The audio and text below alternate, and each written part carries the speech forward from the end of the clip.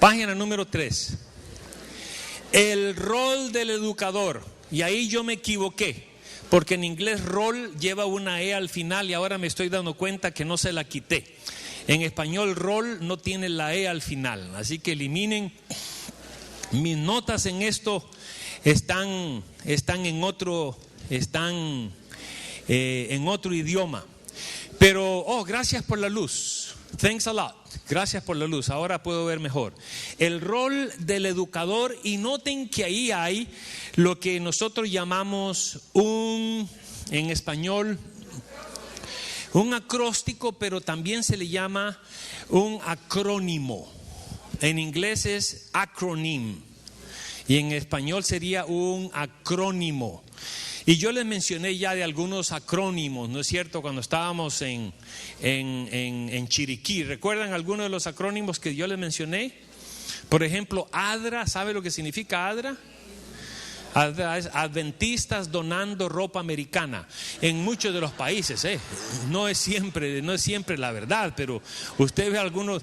ADRA, por ejemplo, ADRA en Perú está haciendo un trabajo magnífico. Enseñan a la gente a cultivar y en el misma cantidad de terreno, ellos producen más. ADRA es algo maravilloso de la iglesia adventista. En nuestros días creo que era OFASA por acá. ¿Existe eso todavía? Es algo maravilloso. Entonces, este acrónimo es el acrónimo de educador, y anoten lo que significa educador. El primero es equipa.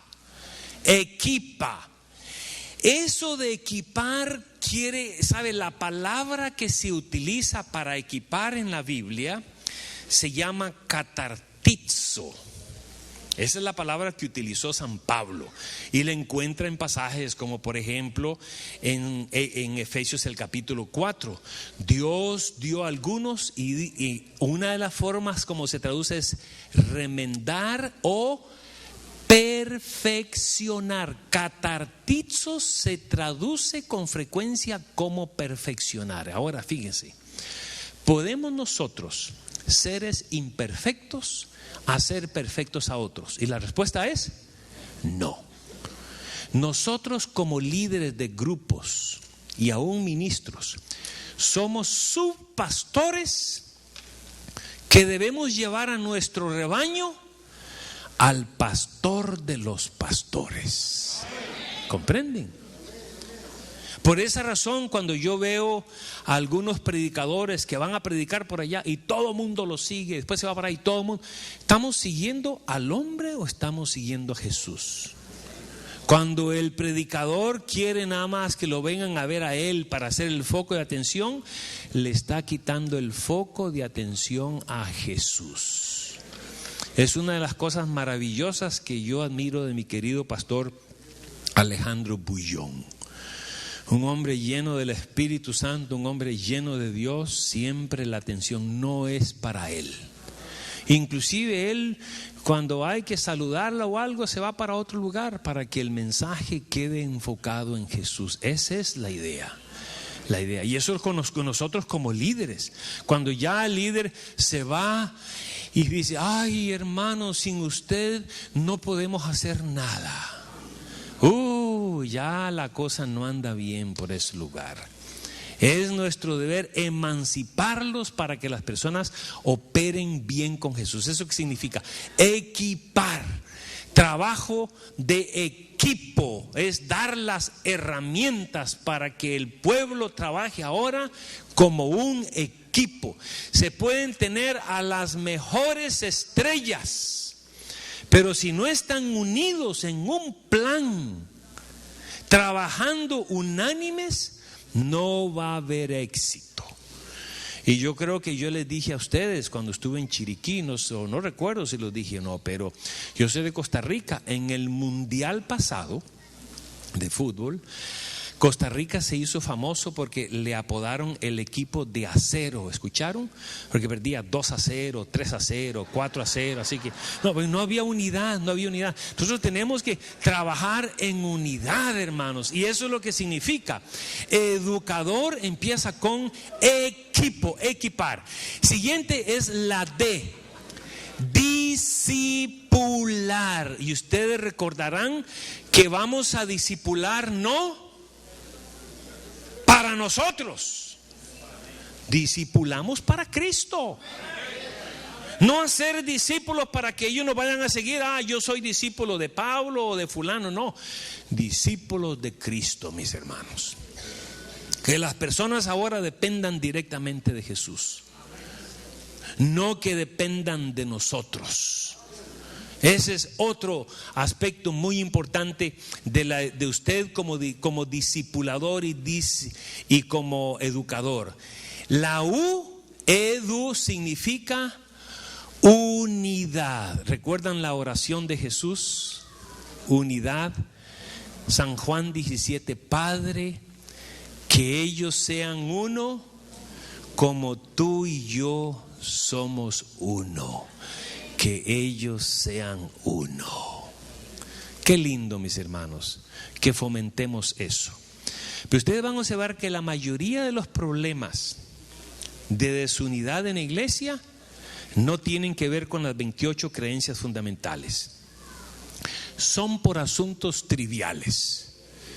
Si hay que comer pan blanco o no hay que comer pan blanco. Si hay que rizarse el cabello o no. Si hay que usar corbata o no. Si hay que usar pantalón o no. Estamos hablando, el diablo quiere que usted y yo nos peleemos por cualquier bobería, por asuntos simples. Y hacemos de eso como que si fuera la esencia del evangelio. ¿Han escuchado ustedes de religiones que el evangelio de ellos es no izar la bandera, no celebrar Navidad, no celebrar el día de la independencia? Y ese es el evangelio de ellos. Y yo conozco muchos adventistas que ese es el evangelio de ellos. Que no hay que comer pan blanco, que no hay que hacer esto. No, mis hermanos, prediquemos a Cristo.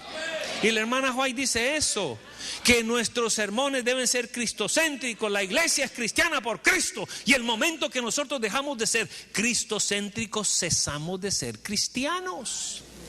¿Comprenden? Ser predicadores de Cristo y no de crisis. Esa es la clave. Unidad, establecer la unidad. Y en estos asuntos periféricos, hágase de la vista gorda. No es malo. Es más, ¿sabían ustedes que Cristo se hacía de la vista gorda y se hace de la vista gorda?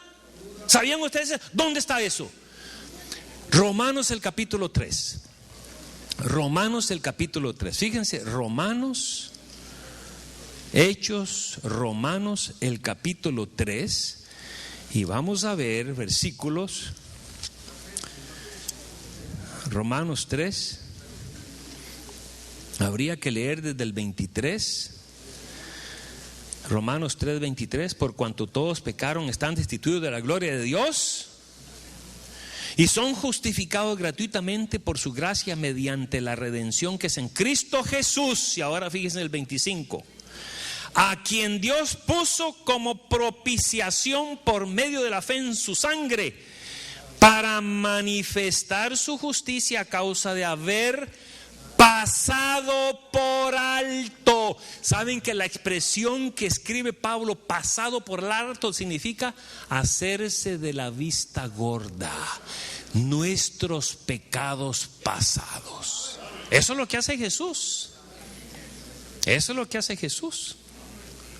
Pero viene el esposo, cometió una fechoría y la esposa le dice: nunca te lo perdonaré. Jamás. Bueno, y a veces se lo merecen, ¿no es cierto? A veces el maltrato. No sé si ustedes escucharon cuando empezó el ministerio de la mujer en la iglesia adventista hace como 25 años. La conferencia general invitó a mujeres que representaran a cada país y para dar su testimonio acerca del ministerio de la mujer. Y se paró la hermana de Alemania, dijo: cuando yo escuché el ministerio de la mujer, yo fui y le dije a mi marido: de ahora en adelante tú vas a planchar tu propia ropa y vas a hacer tus propias. Y le dijo, y el primer día, dice, no vi nada, el segundo no pasó nada, y para el tercer día mi esposo empezó a hacer las cosas y todas las mujeres explotaron. Amén. amén.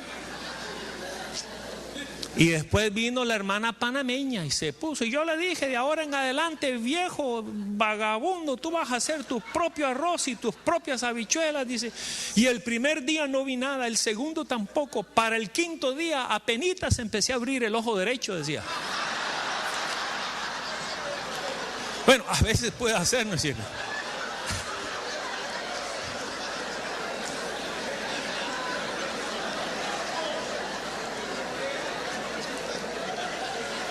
Ahora, hermanos, muy importante, siguiente punto. Comunicación, la C, mis hermanos.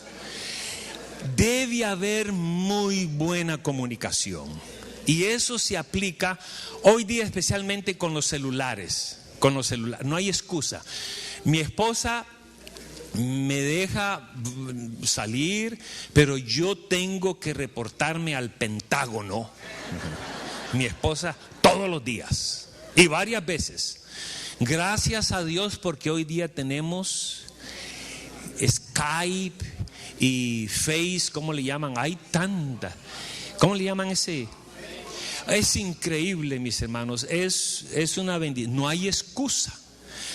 Comunicarnos horizontalmente y comunicarnos con Dios. La comunicación es muy, muy, muy importante.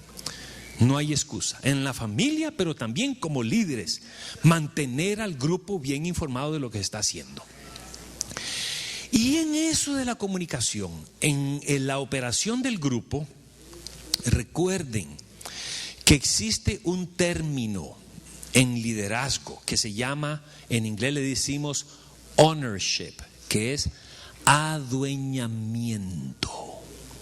Que la persona en el grupo diga, el líder de nuestro grupo quiere que se haga esto. Es diferente que cuando dice, nosotros como grupo hemos planeado esto. ¿Comprenden? Eso es adueñamiento. Empoderar, gracias. Empoderar. Suena como una comida. No, es empanedar. Eso es empanizar, ¿no es cierto? Empoderar, sí. Darles poder para que sientan ellos que somos parte del equipo. Todos planeamos juntos. Comunicación es muy importante. Y en la comunicación tienen que ver muchos aspectos. El tono de la voz, los ademanes cuentan más que el mismo contenido. Tú, por ejemplo, puedes agarrar a un perrito y le puedes decir las cosas más horrendas, pero se las dices con buenos ademanes y con un tono de voz agradable, y el perrito viene moviendo la cola. Ven, perrito, para darte un puntapié y el perrito va a venir moviendo la cola. Pero tú a un perrito le dices las cosas más lindas con un tono de voz malo y lo asustas. Ven para darte un abrazo. Entonces, en la comunicación consideremos, tenemos que ser sensibles. Anoche veníamos con el pastor de Los Santos y nos paró un policía. Dice, no, atrás viene Al Capone, yo venía sentado atrás y este debe ser el chofer de algún maleante. Si me dice que yo estaba un poquito, pero el muchacho no fue muy cortés a la hora de comunicarse, no fue absolutamente nada cortés. Ahí nos tuvo no sé cuántos, 15 minutos, y vete para allá, no, y es para allá. Así que nos tuvieron y yo ni quería bajar la ventana porque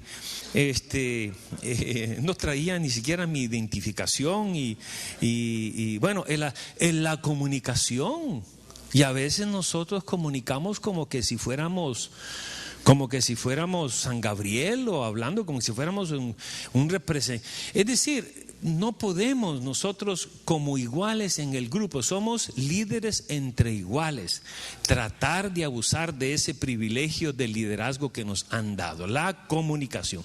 Siguiente punto importante es, ya mencionamos afirmación, la D representa docencia, que es enseñanza. La A es afirmación, que ya lo explicamos. La O representa organización, educador, docencia, organización. Yo quiero felicitarles porque ustedes tienen un programa muy bien organizado. Y detrás de conseguir este lugar y tener a las personas reproduciendo estas carpetas, eso requiere mucho trabajo, mucha organización, muchas horas de adrenalina, de tiempo, ¿comprenden? Y en el grupo pequeño, usted no puede hacer las cosas así a última hora, porque los hermanos se dan cuenta que el programa está bien desorganizado, no tienen metas. Usted tiene que proponerse como líder de grupo pequeño, ¿dónde queremos estar de aquí a 6 meses, de aquí a 1 año? ¿Queremos multiplicarnos? Claro, ustedes quieren multiplicarse, que ese grupo pequeño, se estima que si un grupo pequeño no forma otro grupo en 1 año, es un grupo que no está creciendo bien. Por lo menos cada año un grupo pequeño debiera dar a luz a otro grupo. Cuando está bien organizado, con buenas metas, el líder va a lograr que ese grupo se multiplique. Y la forma mejor es saturar los que están. Y cuando ya no caben, se crea la necesidad para que alguien de ese grupo salga y produzca otro grupo. Y así son 2 otros grupos con posibilidad de crecer. El siguiente punto es responsabilidad. Y mis hermanos, esto es muy importante. Usted tiene un grupo pequeño, no llega a tiempo o no llega del todo, no se sabe qué es lo que se va a hacer. Usted está dirigiendo para el fracaso, está conduciendo para que ese grupo no llegue a prosperar. Ahora, tenemos bastante tiempo, vamos a ver principios de la enseñanza. Principios. Y el primero ya hablamos un poco. Inducción. Estamos en la página 3. Principios de la enseñanza. Primero es inducción. Recuerden que la inducción, el método inductivo, es el que se utiliza hoy día en el sistema médico. Ellos utilizan el método inductivo, que es conocido también como el método científico. En otras palabras, cuando usted va donde un doctor con un problema, con un desafío, ¿con qué empieza el doctor? ¿Con qué empieza? Antes de las preguntas empieza con la historia clínica. Empieza con la historia clínica. Porque a veces hay asuntos congénitos. Entonces usted tiene que ver cómo está marchando este grupo desde que se fundó. La historia clínica ha progresado, se ha mantenido, ha habido una parálisis. Entonces tiene que considerar en primer lugar la historia clínica, cómo ha estado la asistencia, qué dicen los miembros, los hermanos acerca de ese grupo pequeño. Se empieza con la historia clínica. Entonces se identifican problemas y los médicos lo hacen a través de los signos vitales. Te toman la presión, el pulso, los oídos, te hacen sacar la lengua, te pueden hacer exámenes de sangre, porque ellos quieren identificar áreas donde hayan problemas. Y siempre hay lugar para mejorar, aunque no hayan problemas crónicos. Hay algunos de ustedes que conocen un panameño amigo mío que se llama Francisco Mowat. ¿Alguno lo conoce? Panameño. Él vive en Los Ángeles, Francisco Mowat. Él trabajó para la Jet Propulsion Lab en Pasadena. Parece que él intervino en la construcción del telescopio Hubble. Muy amigo mío. Él se pensionó hace algunos años, un poco antes que yo. Y cuando tú lo saludas a él, le dices: Francisco, ¿cómo estás? Te dice: mejor que ayer y peor que mañana. Y fíjese que es una filosofía bíblica.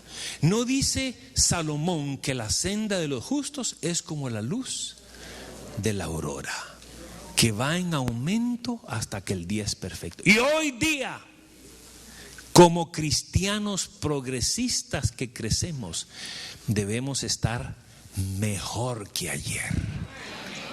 Pero hoy día, como progresamos constantemente, debemos estar peor que mañana. Porque con la ayuda de Dios, mi grupo pequeño mañana va a estar mejor que hoy. Pero eso va a requerir organización.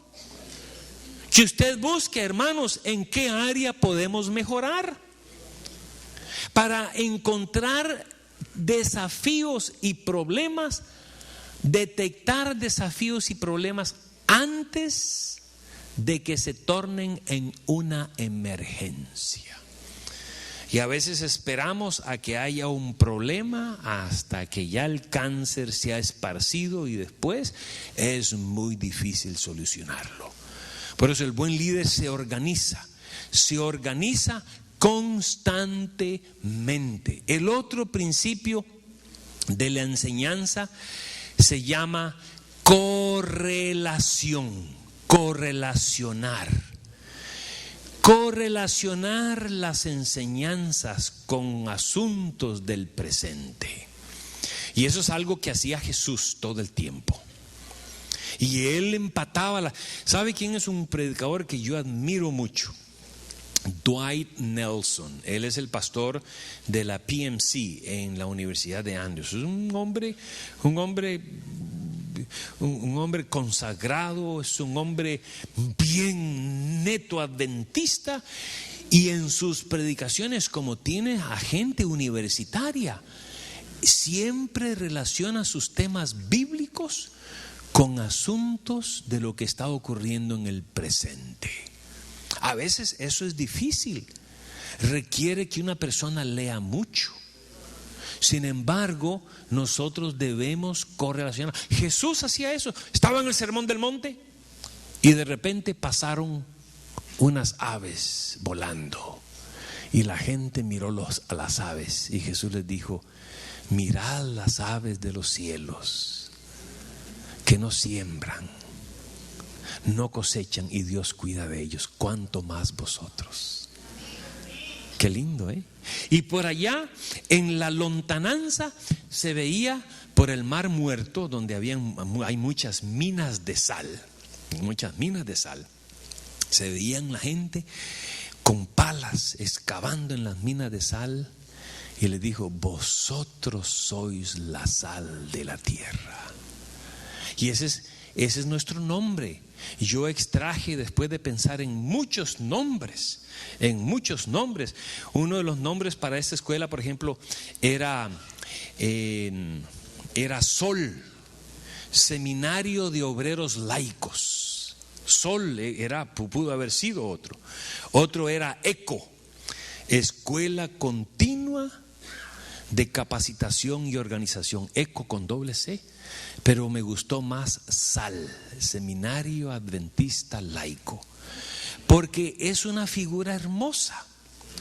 Vosotros sois la sal de la tierra, dijo Jesús. Eso quiere decir que somos como saleros, que debemos de sacar la sal del evangelio y esparcirla por todo Panamá, por toda ciudad de Panamá, por toda esta asociación. Eso es parte de la metáfora. Ahora está entonces la correlación: dedicación. Mis hermanos, qué importante es eso. Ese principio requiere la enseñanza mucha dedicación. Y esto que ustedes yo estoy compartiendo con ustedes, sencillo como es, ha llevado mucho tiempo y experiencia en su preparación y su elaboración. Y usted es difícil, pero hay que dedicarle tiempo.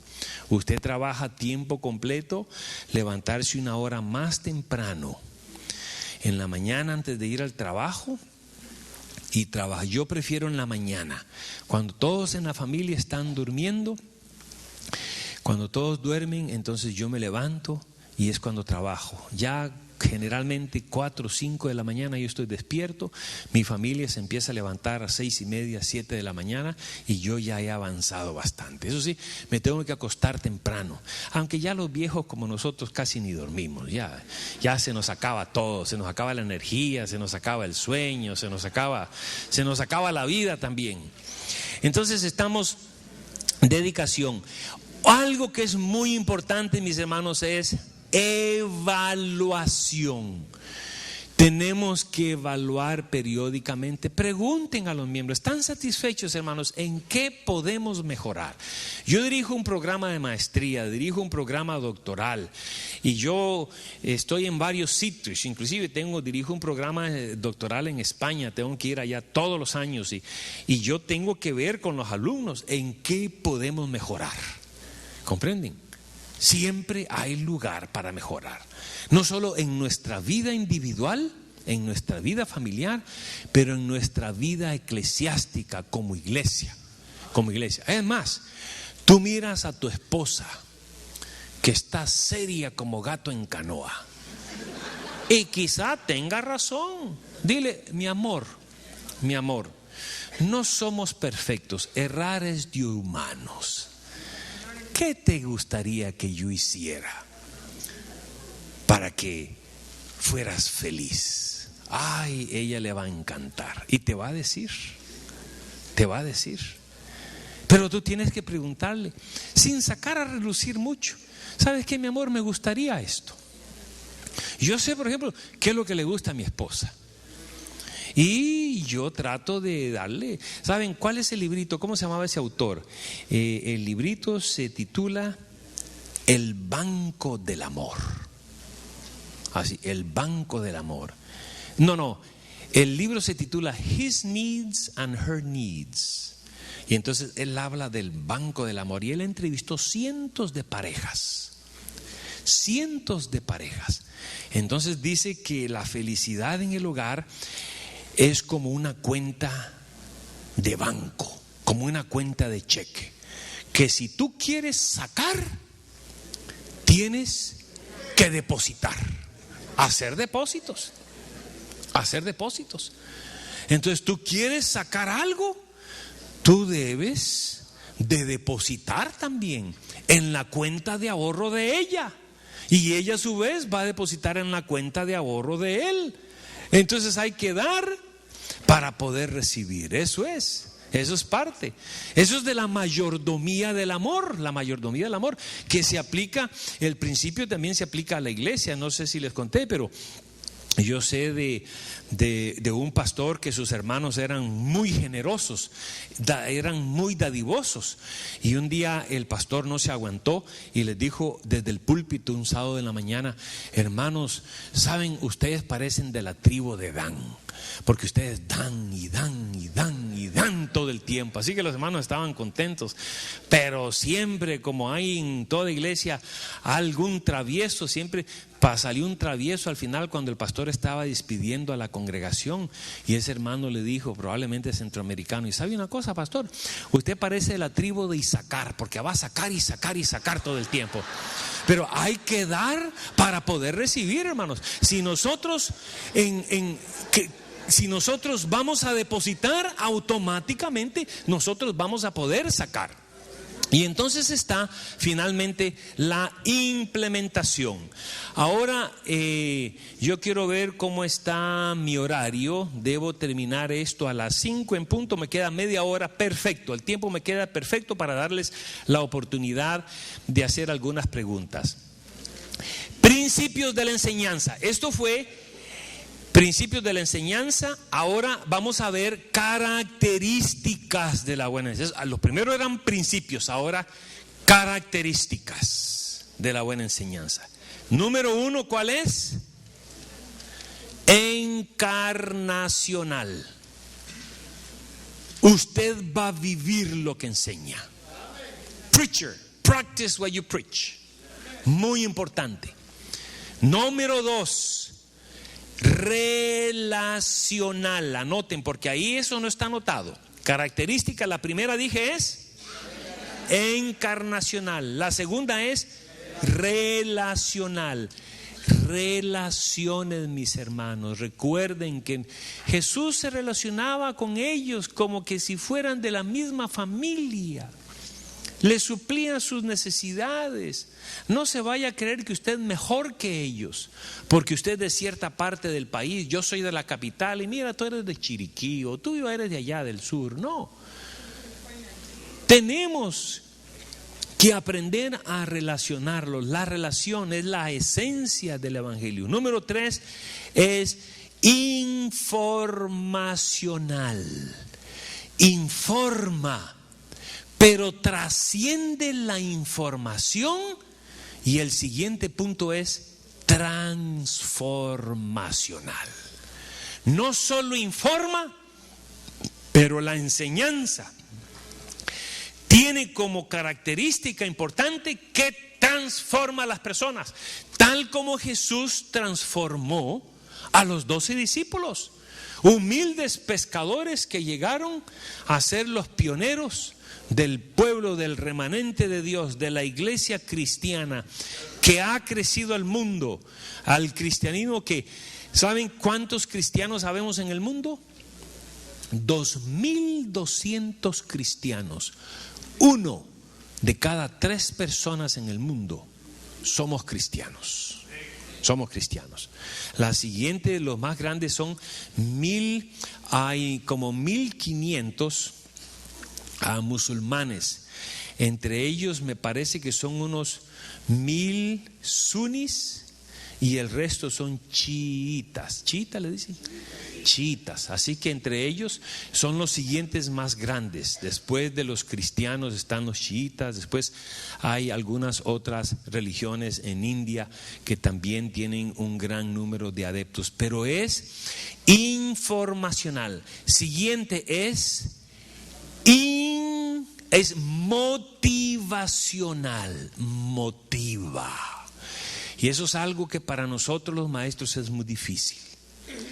Y es mi oración que ustedes de este fin de semana salgan motivados, con un deseo ardiente de ir a implementar algunas de estas ideas.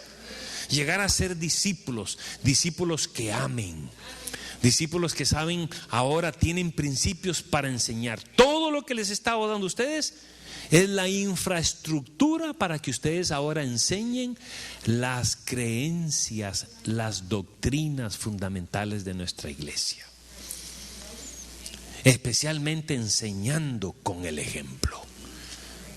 Con el ejemplo. Usted no sabe mucho, pero usted es una persona que es amable, es cortés con sus vecinos. Usted es amigable. Ay, qué persona más buena. Y una vez usted va a ver que esa persona tiene problemas, usted le va a ayudar. Mire, venga a nuestra iglesia, ¿sabe? Tiene problemas con los niños, llévelo a nuestra iglesia. Ahí tenemos programas para nuestros niños. Y llega un evangelista, lo invita y todavía usted no le ha dado ningún estudio bíblico. Y escuchó al evangelista, se paró al llamamiento y la persona ahora llega a ser adventista. Así que es motivacional, motiva, y lo que nosotros queremos es la motivación intrínseca, la motivación que sale de adentro. La extrínseca no es mala, mis hermanos, la motivación extrínseca. La motivación intrínseca es mejor, eso sí, porque la intrínseca es la que viene de adentro. Cuando Cristo está en el corazón, no dice, ¿dónde es que dice Pablo en Corintios? 2 de Corintios sería 4 o 5, 14. El amor de Cristo. Cuando yo era pequeño, yo pensaba que constreñir era una persona que estaba estreñida. ¿Cómo es eso que el amor de Cristo nos constreñe? Después comprendí, no, el amor de Cristo nos impele a la acción. Eso es la fuente de motivación. Y cuando Pablo llegó a tener a Cristo en su corazón, llegó a exclamar: ¡ay de mí si no anunciara el evangelio! Porque me es impuesta necesidad. Hablaba por todo lado acerca del amor de Jesús, amigable con las personas, y les hablaba del Señor Jesús. Yo viajo mucho, fui a Brasil hace un par de semanas y se ha sentado a la par mía. gente interesante. Pero por ejemplo, hace 2 semanas, ¿escucharon ustedes hablar de Eric Estrada? Trabajaba en un programa de televisión Chips con una motocicleta. Así que él entró, yo entré primero y después él entró y se sentó a la par mía y empezó tenía como 3 teléfonos y hablando y hablaba con uno y hablaba con otro y hola amor, y hablaba en inglés y hablaba español, y yo me le quedé mirando y le dije, mira, ¿sabes una cosa? Tú te pareces a un actor que yo apreciaba mucho. Y de veras, ¿y quién es ese actor? Bueno, él se llamaba Eric Estrada, que trabajaba en un programa que se llamaba CHIPS, California Highway Patrol. Y dice, ¿y qué? Y me empezó a llevar la corriente.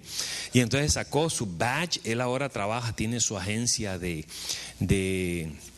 y entonces me mostró su badge y dice Eric Estrada. Estuvimos conversando y hablamos y yo le dije ¿qué hacía? Hablar. Una vez me senté a la par de Luis Hernández, el matador de México, de la selección. Me he sentado con personas interesantes y hablamos de Jesús. Eso es parte de lo que nosotros sabemos. ¡Ay de mí si no anunciar el evangelio! No importa dónde estamos, en el restaurante, en el avión, en el autobús. Y eso es parte de la motivación que nosotros queremos instilar en las personas. Pero es el Espíritu Santo y Cristo el que lo hace. Y es nuestra oración que ustedes abran su corazón y que dejen que Cristo haga esa transformación. En una ocasión estaba yo volando hacia Sudamérica. Yo viajo mucho a Sudamérica. Y resulta que se sentó a la par mía un hombre bien vestido. Yo viajo siempre sin corbata y viajo así bien casual. Y entonces hay personas que no quieren conversar. Y este individuo en particular no quería conversar. Pero cuando hay que guardar la computadora y el avión alzó vuelo, cuando tú vas a hablar con una persona con la cual nunca has conversado, tú tienes que decirle algo positivo.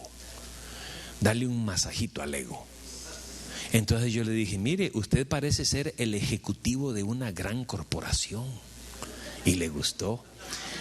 Y me dice, sí, dice, yo trabajo para una corporación que tiene inversiones de cobre en más de 70 países. Y me dice, con desdén, ¿y usted qué hace?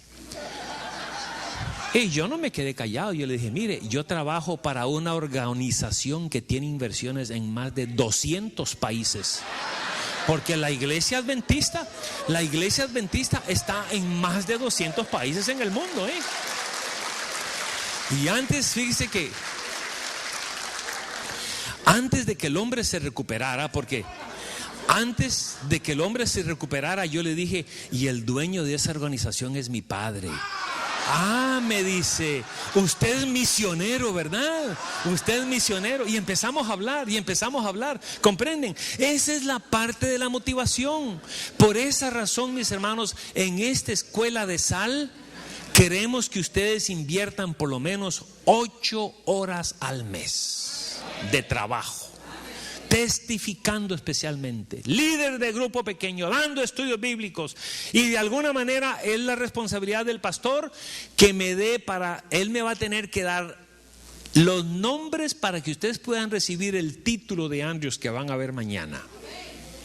Con el título oficial de Andrews, voy a necesitar una lista de todos ustedes con sus nombres, si asistieron a todas las clases, y yo voy a necesitar todas las horas de trabajo en total.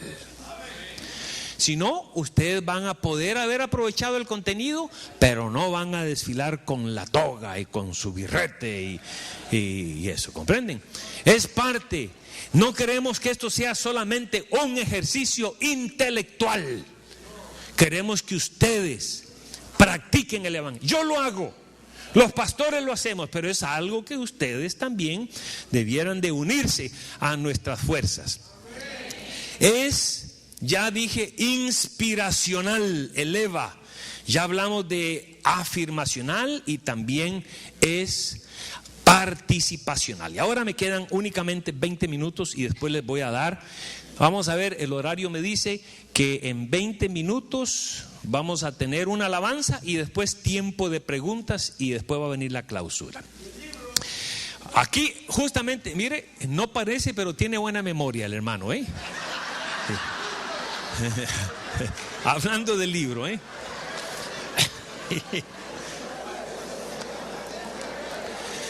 Fíjense ustedes, mis hermanos,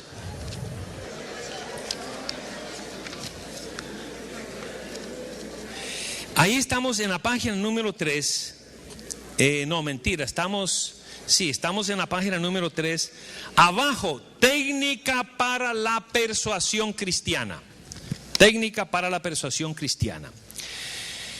Tengo solamente este librito y voy a hacerles un examen. Puede ser que sea de lo que les voy a decir ahora o de lo que les voy a decir después. Pero de lo que ya les dije antes, yo he encontrado en mi experiencia como pastor, profesor en la iglesia adventista, los miembros de iglesia no tienen problema compartiendo la fe. Porque tenemos muy buenas herramientas, como la fe de Jesús, la fe en Jesús. El pastor Castro, a ver cómo se llama él, Cruz Castro, él hizo una versión cristocéntrica de la fe de Jesús que le llama la fe en Jesús. Pastor Castro y yo trabajamos juntos allá en California. Hay muchas series muy buenas con las doctrinas muy bien explicadas.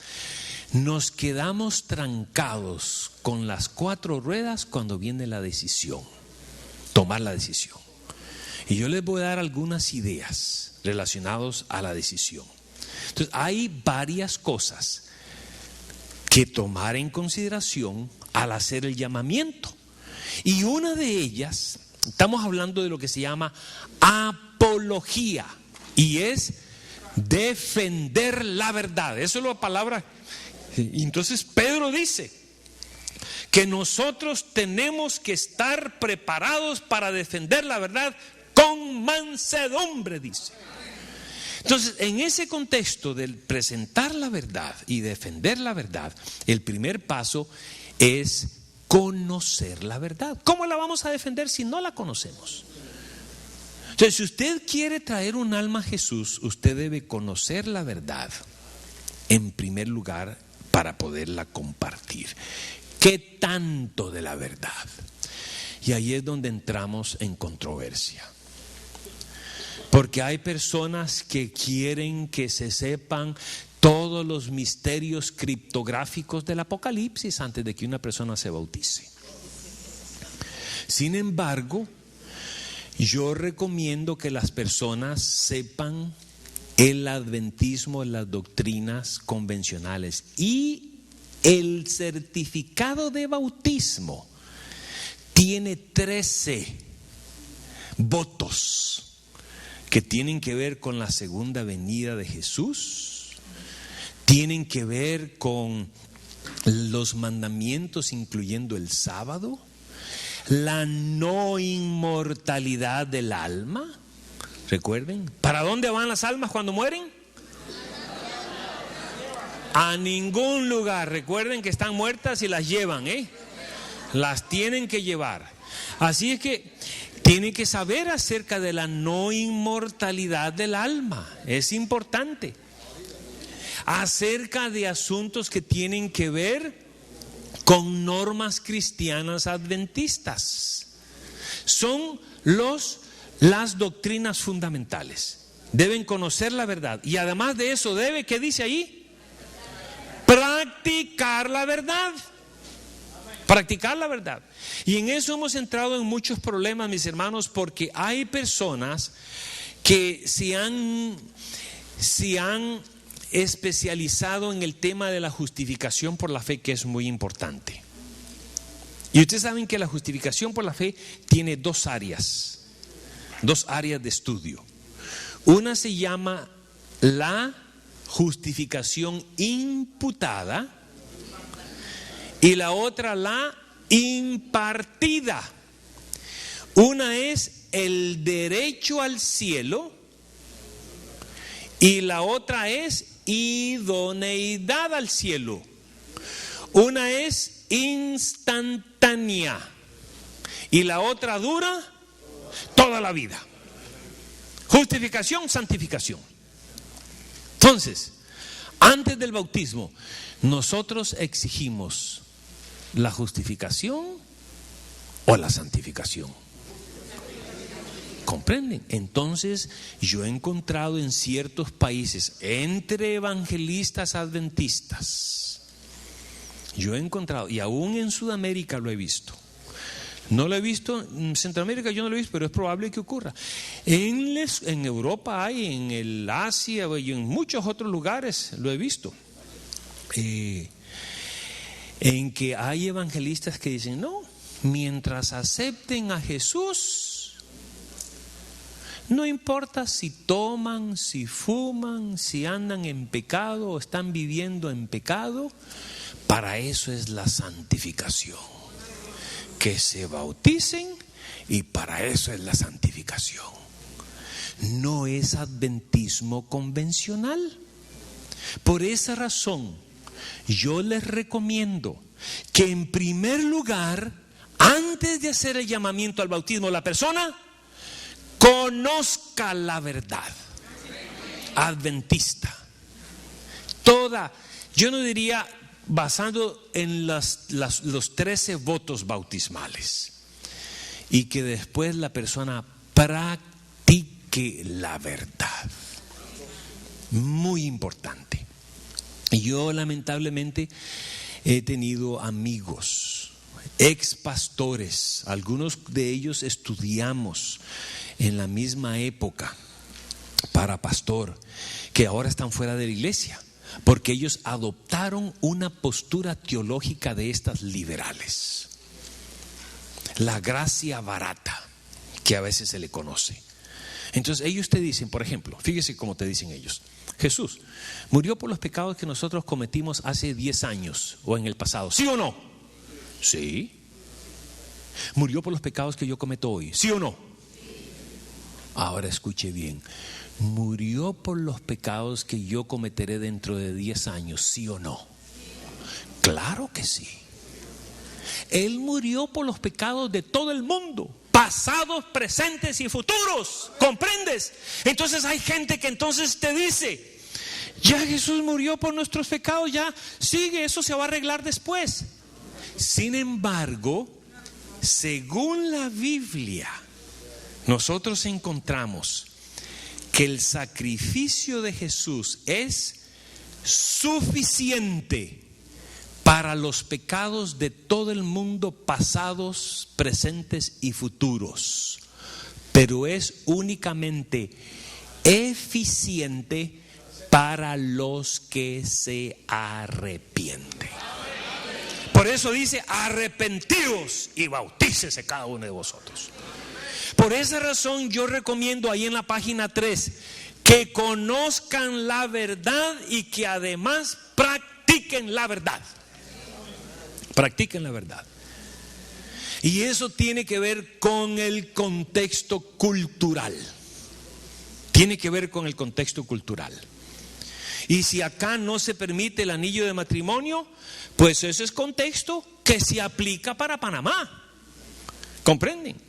En algunos otros lugares cosmopolitas tenemos muchos problemas. Por ejemplo, en Los Ángeles. En Los Ángeles hay iglesias donde personas con anillo de matrimonio no se bautizan, ni siquiera cuando viene la comisión de nombramientos. Propongo a la hermana fulana de tal para diaconisa, y otra hermana levanta la mano: no, porque usa anillo de matrimonio. Y ya.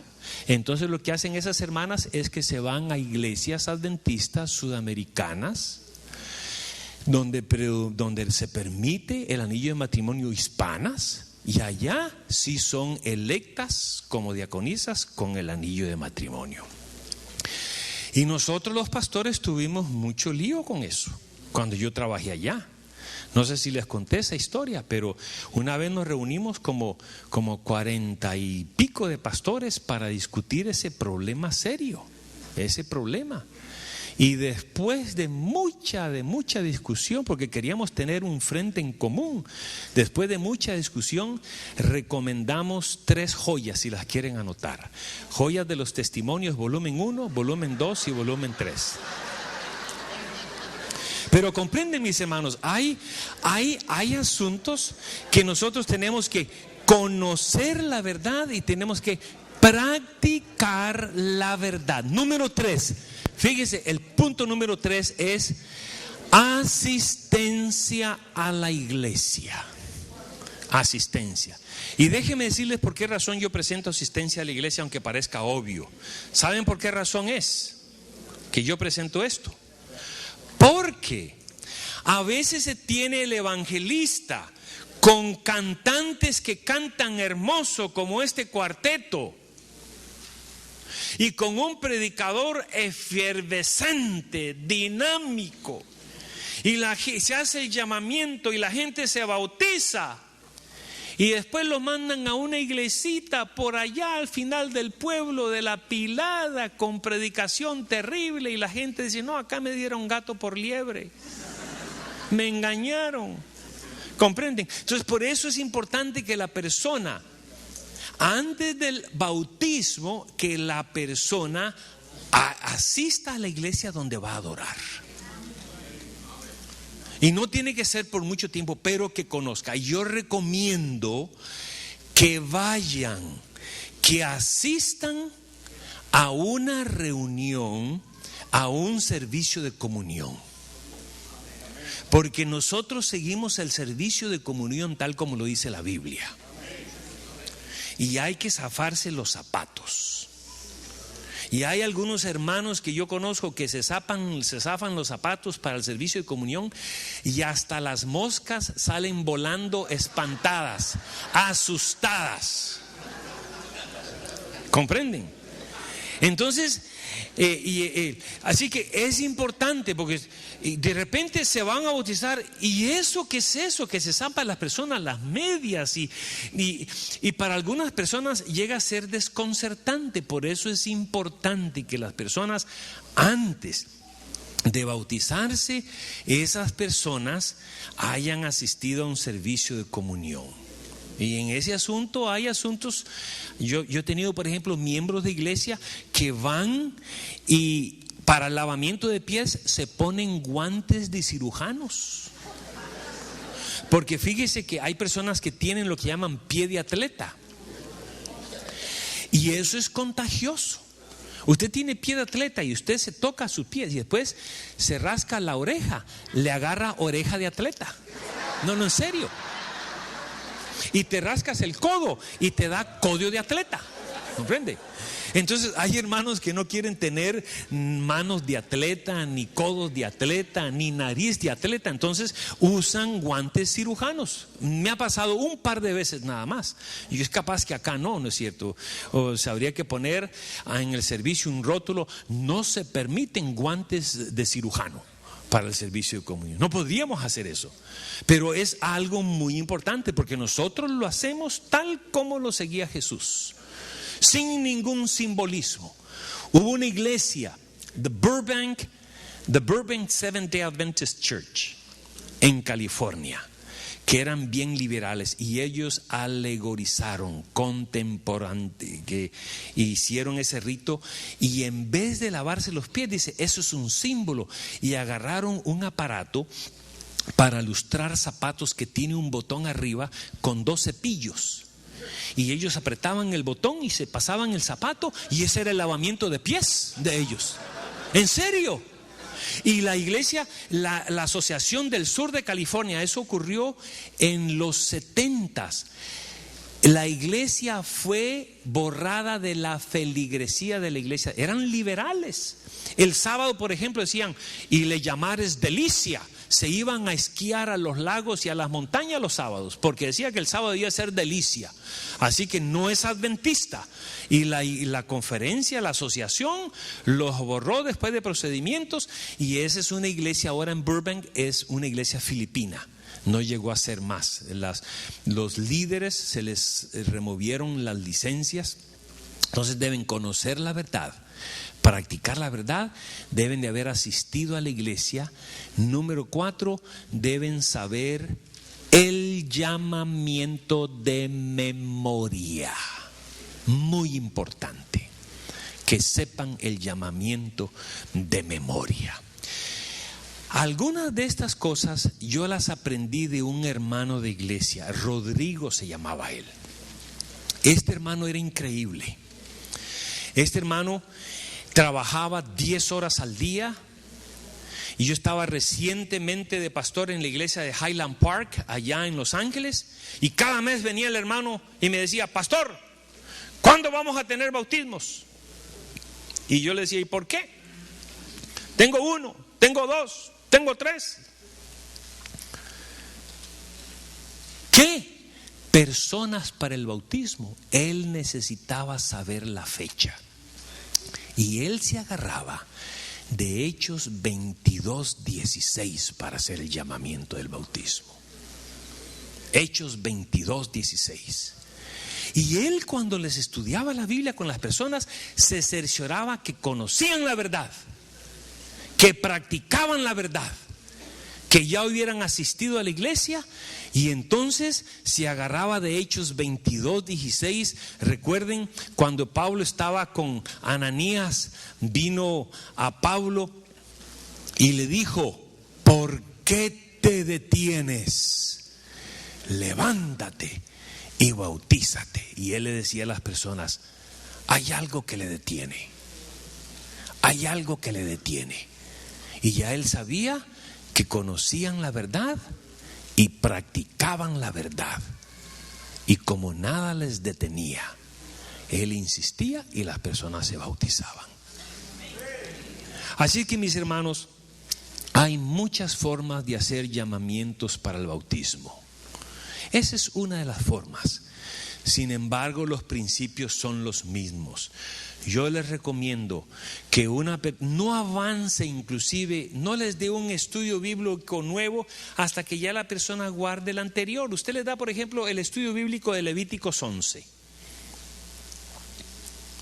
y después les da el de Éxodo 20 y todavía no están al día con Levíticos 11 y les vas a dar Éxodo 20, los vas a atiborrar, los vas a acumular mucho, y después les enseñas otra cosa y otra cosa, y al final la persona no está lista para el bautismo. Yo me recuerdo una hermana, como yo me especializaba y había escrito acerca de la persuasión, yo les decía a los hermanos: den estudios bíblicos, y cuando están listos para el bautismo las personas, ustedes me llaman y yo voy con ustedes a hacer el llamamiento. Y recuerdo que un sábado por la tarde iba con una hermana, la hermana Cotón, y esa hermana me dijo: pastor, ya terminé la fe de Jesús con una familia, ya están listos para el bautismo. Y cuando ya íbamos conduciendo, iba la hermana Cotón con otra amiga de ella, miembro de iglesia, e íbamos para la casa, para el estudio bíblico del llamamiento. Yo le dije por casualidad: y hermana, y así que ya está lista. Sí, pastor, pero dígame, ¿y la persona no trabaja los sábados? Ah, sí, pastor, ellos trabajan el sábado y no están casados todavía. ¿Cómo van a estar listos para el bautismo? ¿Comprende? Primero, antes del bautismo. Por esa razón, si usted está estudiando con una persona y sabe que trabaja los sábados, no le siga dando más doctrinas, porque les va a acumular mucho hasta que ya esa persona practique la verdad. Entonces usted va a seguir adelante. Mis hermanos, el Señor es muy bueno y te ha llamado a ti y te ha llamado a mí para que nosotros seamos sus embajadores. Y en el camino vamos a encontrar muchos problemas, pero esos problemas nos van a pulir. ¿Recuerdan la historia del canto rodado? ¿Saben lo que es el canto rodado? Son unas piedritas chiquitas. Unas piedritas chiquitas que están en la desembocadura de los ríos, en las orillas. Redondas, pulidas, maravillosas. A mí me encantaban, porque yo cuando estaba viviendo en la selva, yo tenía arcos, resorteras, ondas les dicen en algunos, biombos, y yo tenía de esos. Y andaba con las bolsas siempre llenos y se me rompían, y mi mamá me decía: pero no te pongas. Finalmente tuve que usar una de cuero por acá, ya metía, y yo era lagartija, lo que sea, yo tenía una puntería increíble. Vivía en la selva, andábamos allá con descalzos, con taparrabo nada más en el lugar donde yo vivía. Y resulta que, pero usted ve ¿saben cuál es la historia de esas piedritas? Ernesto, a ver, ¿cuál es el apellido de él? Olvidé. Ernesto, ¿cuál es el apellido de él? Escribió, era un cuentista. Ernesto Nelson escribió el cuento. Le llaman, es una forma de literatura que le llaman los cuentos, cuentistas. Y hay La Botija, está del canto rodado, y cuenta la historia en forma poética. Lo que era el canto rodado originalmente era una piedra grande, llena de aristas, deforme, arriba en la montaña, que llovió torrencialmente y la lluvia desprendió aquella piedra, y aquella piedra rodó y rodó montaña abajo, pegando contra árboles, pegando contra otras piedras, y llegó al río, y las corrientes torrenciales del río arrastraron aquella piedra, y esa piedra rozaba, friccionaba con otras piedras, con ramas, con la arena, y después de mucha fricción, sufrimiento, ahora yace a orillas del río, pulidas, hermosas, acogedoras, el canto rodado. Y ustedes y yo somos como esas piedras aristas que el Señor nos sacó como un fogón. Y ahora chocamos, hay fricción, hay problemas, porque vivimos en una sociedad problemática. Pero al final, sirviendo en este gran ejército, terminaremos pulidos como el canto rodado. Nos han estado escuchando por la radioemisora de algunos lugares. Han sido bienvenidos y esperamos que nos sintonicen una vez mañana en las presentaciones que tendremos el domingo. Que el Señor les bendiga. Vamos a darle la oportunidad al cuarteto que nos cante otro canto.